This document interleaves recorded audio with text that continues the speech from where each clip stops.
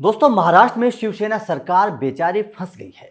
उद्धव ठाकरे को यह समझ नहीं आ रहा कि वो क्या करे, क्योंकि जिस कृषि विधेयक को संसद में भारी विरोध के बावजूद मोदी सरकार ने पारित कराया, उद्धव ठाकरे की पार्टी उस बिल के पहले तो पक्ष में थी और फिर कुर्सी के लालच में विरोध करने लगी। अब आप खुद समझिए, जो विधेयक बीजेपी ने संसद के दोनों सदनों में पारित कराया, उसे महाराष्ट्र में उद्धव सरकार भी लागू करने का विचार कर रही थी, क्योंकि उद्धव ठाकरे सरकार को यह विधेयक किसानों के लिए सही लग रहा था।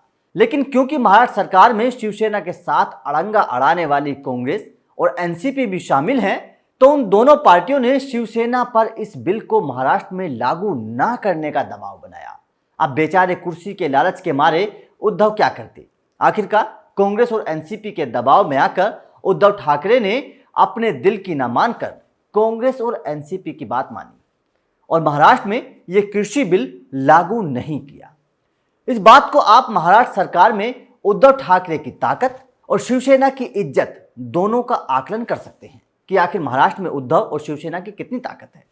वैसे शिवसेना के नेता संजय राउत का कहना है कि उन्होंने लोकसभा में इस बिल का समर्थन किया था, लेकिन इस बिल को लेकर जब अकाली दल के नेता हरसिमरत कौर ने इस्तीफा दे दिया, बगावत होनी शुरू हो गई, तो फिर इस विरोध और बगावत को देखकर उनकी पार्टी ने इस विधेयक का समर्थन राज्यसभा में नहीं किया।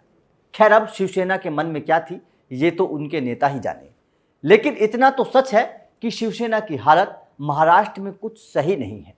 दोस्तों, अब हम आपको कृषि बिल के बारे में बता देते हैं कि आखिर इसके मायने क्या है और इसका विरोध क्यों हो रहा है। दरअसल दोस्तों, सरकार ने संसद में कृषि से जुड़े 3 विधेयक पारित कराए, जिनमें से नंबर 1 कृषि उपज व्यापार और वाणिज्य बिल।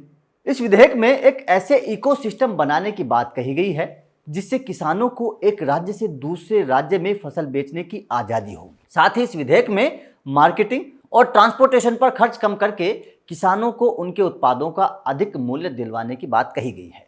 नंबर 2 आवश्यक वस्तु संशोधन बिल। इस बिल में अनाज, दालें, खाने के तेल, प्याज, आलू जैसी किसानों की फसलों को आवश्यक वस्तुओं की सूची से हटाने की बात कही गई है। इस प्रावधान से कृषि क्षेत्र में निजी और अप्रत्यक्ष विदेशी निवेश को बढ़ावा देने की भी बात कही गई है।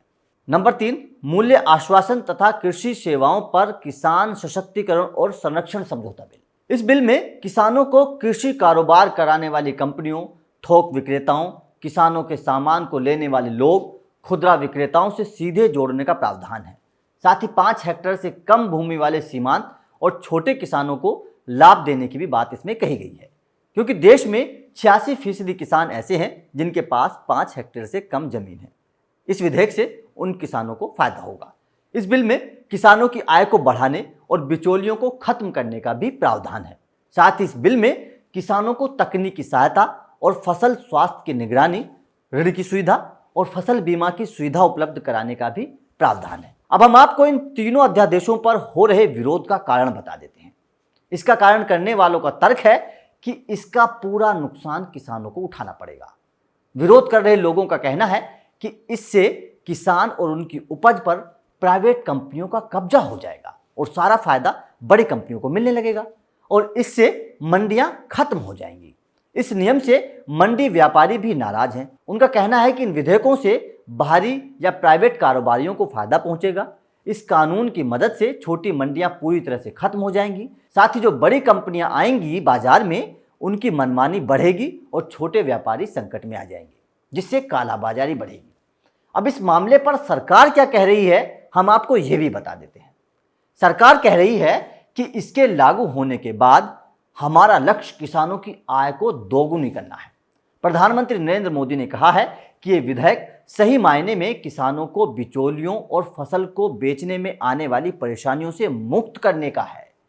किसानों को अब अपनी फसल बेचने के लिए नए बाजारों के साथ बड़े अवसर भी मिलेंगे, जिससे किसानों को मुनाफा बढ़ेगा और किसान मजबूत होंगे।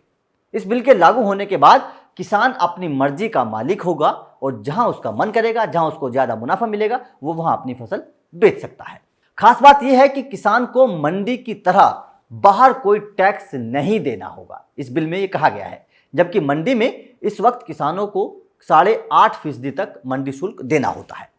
इस बिल को लेकर कृषि मंत्री नरेंद्र सिंह तोमर ने भी बयान दिया था और कहा था कि इस बिल के लागू होने के बाद देश में किसानों के लिए एमएसपी भी रहेगा, जिस पर लगातार चर्चा चल रही है कि एमएसपी नहीं रहेगा। विपक्ष इस बात को लेकर सवाल उठा रहा है, लेकिन कृषि मंत्री ने कहा कि इस बिल के लागू होने के बाद देश में एमएसपी रहेगा और कृषि मंडियां भी रहेंगी, लेकिन किसानों को फायदा यह होगा कि वो अब अपनी फसल को बाहर भी बेच सकते हैं।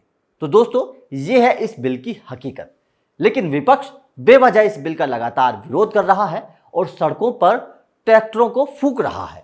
वैसे दोस्तों, आपका इस बिल को लेकर क्या कहना है, हमें कमेंट करके जरूर बताएं।